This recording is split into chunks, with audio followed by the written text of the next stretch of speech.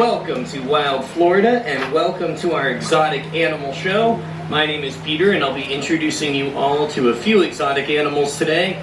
And as I bring these creatures out, I like to walk around, I like to get up close so you can all take pictures and videos throughout the entire show. Just remember, I'm not getting up close to try and scare you, alright? If I notice you're scared, I promise I'm not going to chase you with it or throw the animals at you. But just keep in mind, front row, you did sit there, nobody made you do that, alright? So just remember that part as well. The other thing is we want to extend that same courtesy to the animals, alright? Some of them are not very brave creatures, so if you try to be too friendly and try to touch them or pet them, and that animal happens to get scared, you know what animals do when they're scared, right? It's true, yeah, a lot of them are going to poop if you scare them, and then somebody next to you might as well. So let's just try and keep this a very dry show if we can. And now that we got our only serious warning out of the way, would you guys prefer to start with the scary animal or the cute animal? What are we in the mood for here? What do we want to... Scary. We had like 0 cute people. All right, perfect. So that's perfect. So as far as scary goes, I'm not afraid of any of the animals that I work with, but I can guess what most people that visit here are afraid of. Right? Everybody's afraid of either 8 legs or they're afraid of no legs. So I'm going to bring this thing out. Everybody should be able to guess what this is right away. Alright, are we ready?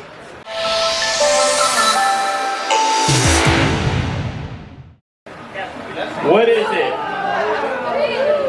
No, it's not a snake. It's a snake. I'm totally messing up.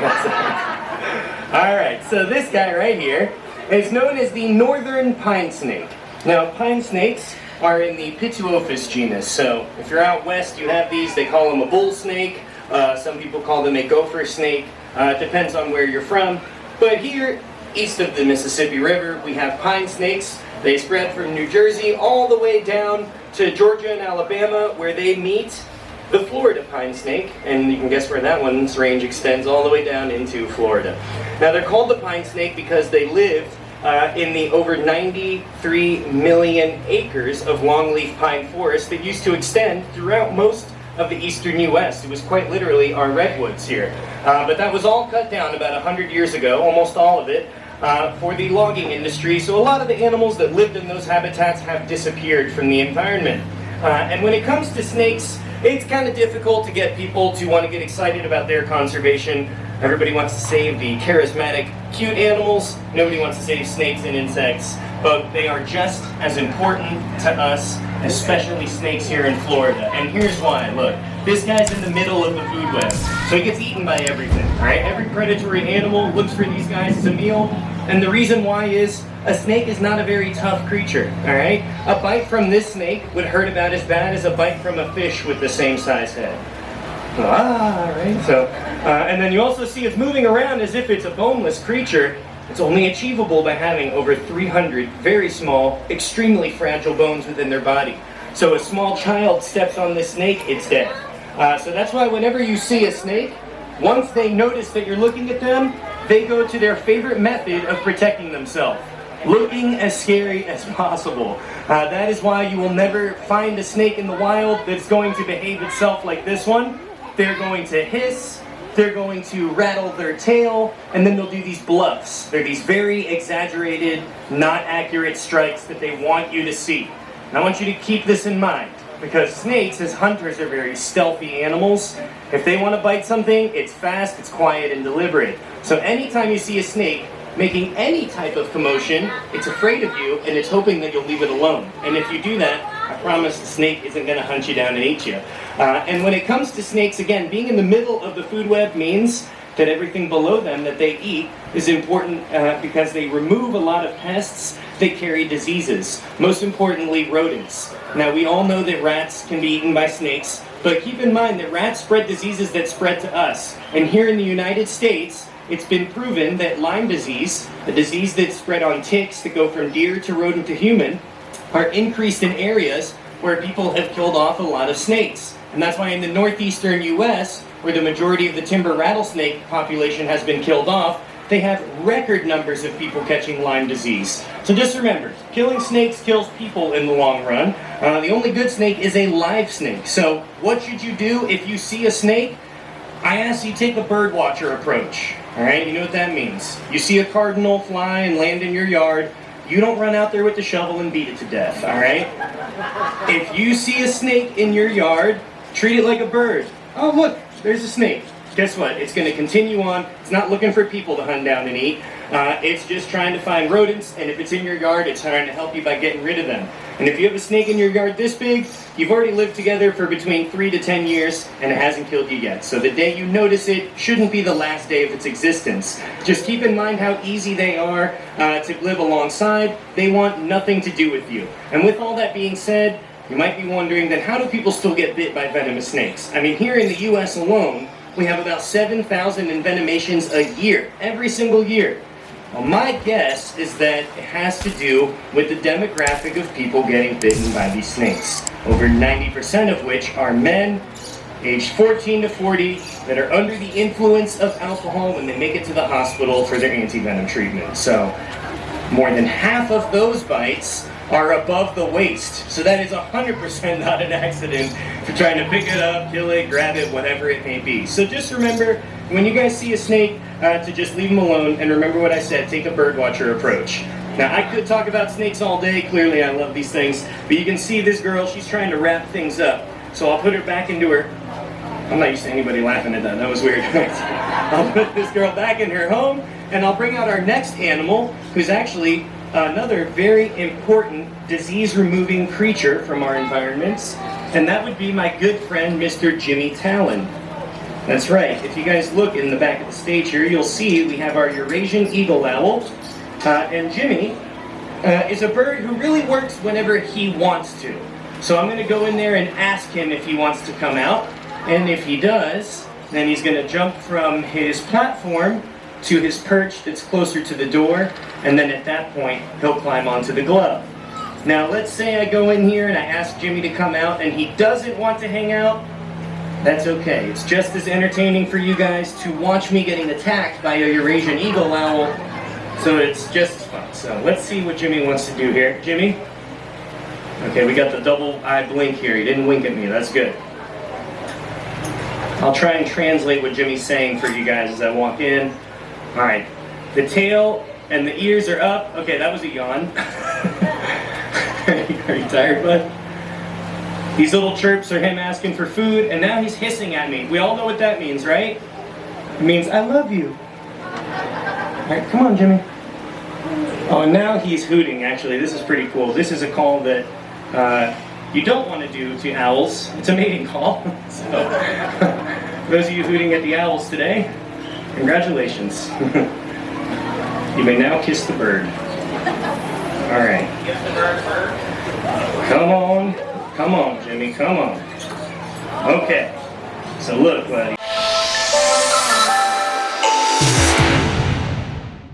We got a big crowd of people here, and they're all excited to see you. Can you wave hello? Good job, buddy, good job. All right, so being a Eurasian eagle owl, you can guess where he's from, right? They're as far north as the Arctic Circle, and as far south as northern Africa and the Saudi Arabian Peninsula.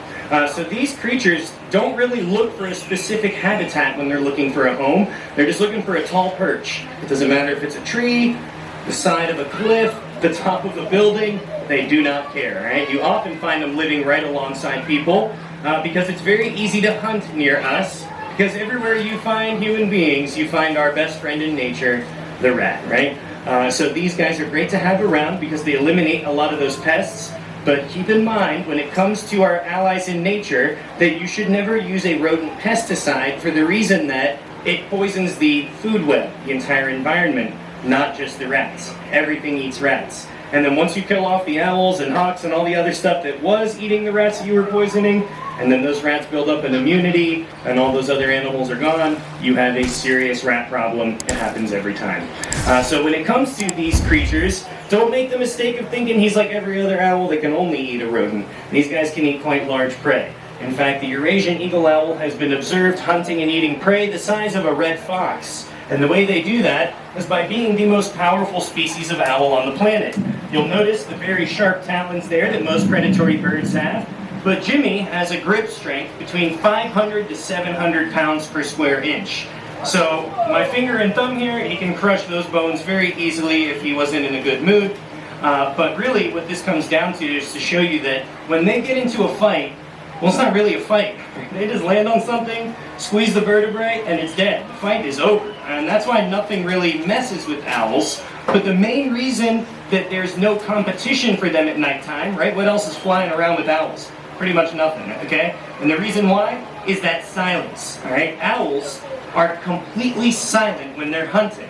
Now, when he's flapping his wings, it doesn't make any noise like it would another bird. Because of that fluffy layered look that you see to their feathers, that organization cuts out all the wind noise of flight, and so do all the frayed ends of those feathers. So if he does flap his wings, oh, you look like you want to fly away. You better not fly away, mister. You flap your wings in one spot. Okay, that kind of works. So again, you can see him doing it, but you don't really hear anything because of that layered look that they have.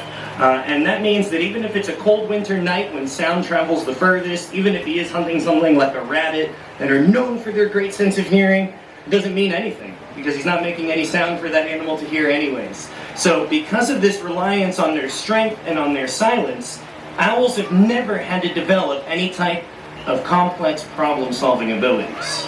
You get what I'm saying, right? There is no such thing as a wise old owl, right? Somebody as wise as an owl made that up to feel good about themselves, I guess, right?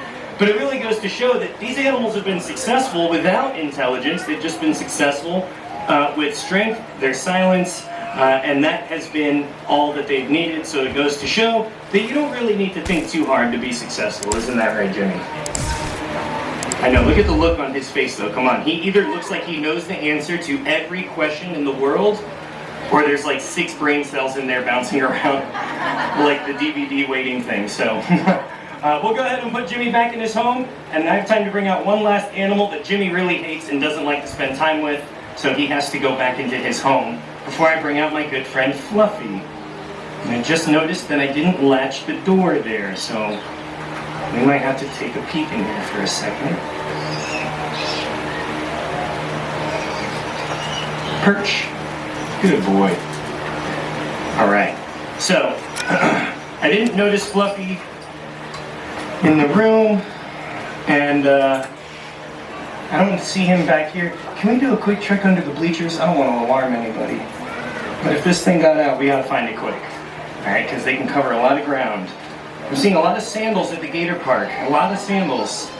I'm messing with you guys. Come on, look at that. Come here, Fluffy. Alright.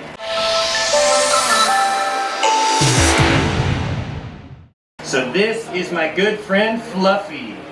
I know everybody's confused. Why would you name an alligator Fluffy? Nobody wants to meet Arm Ripper, alright? So you gotta pick a cute name like Fluffy the alligator.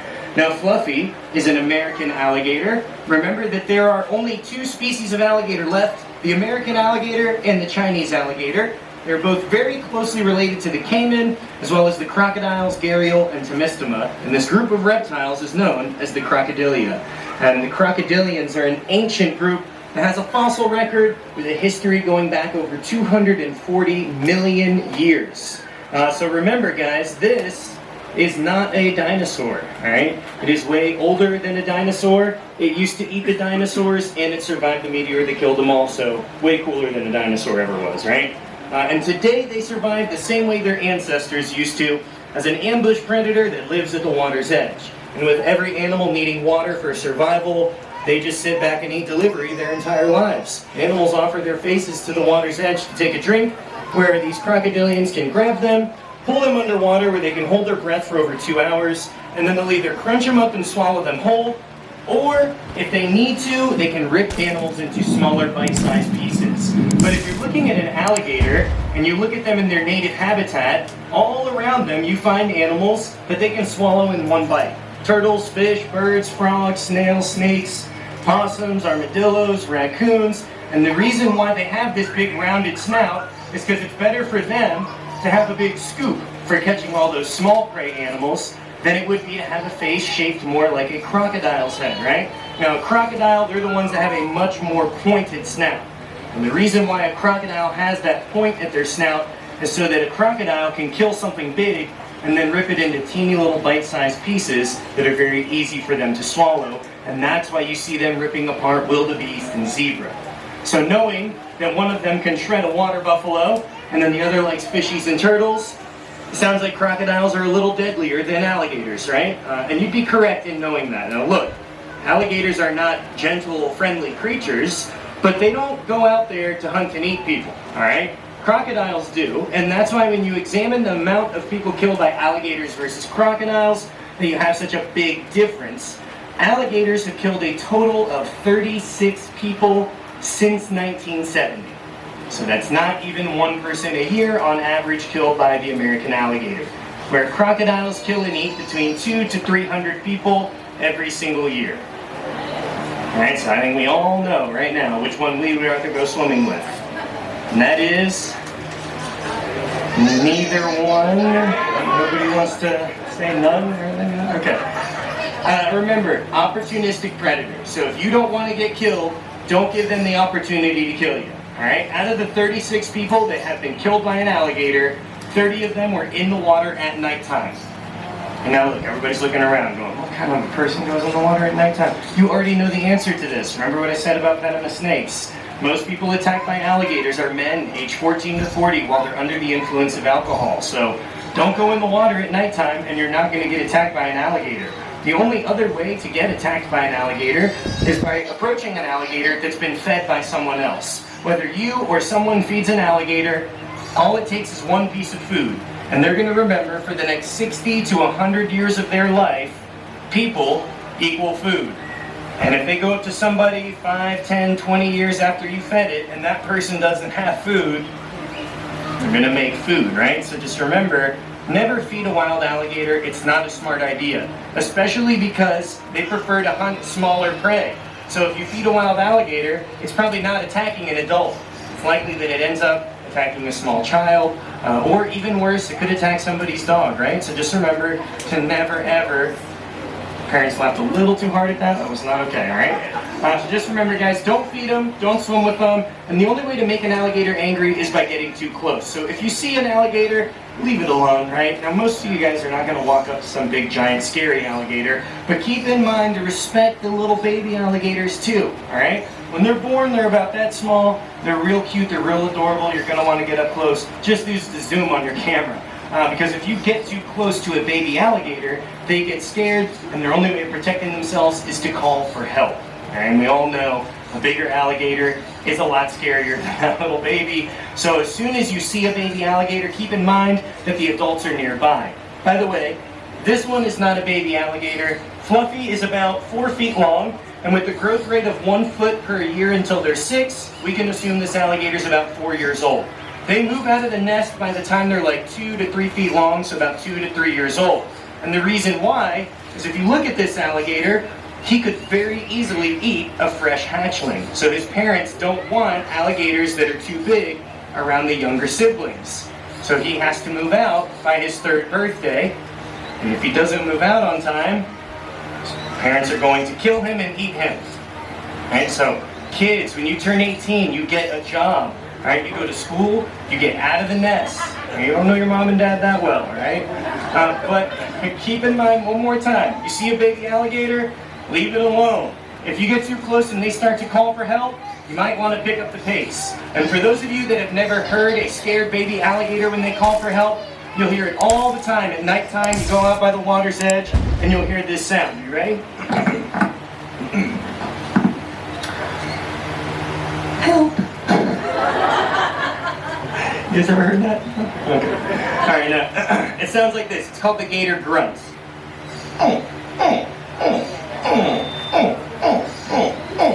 So if you hear that noise, you should...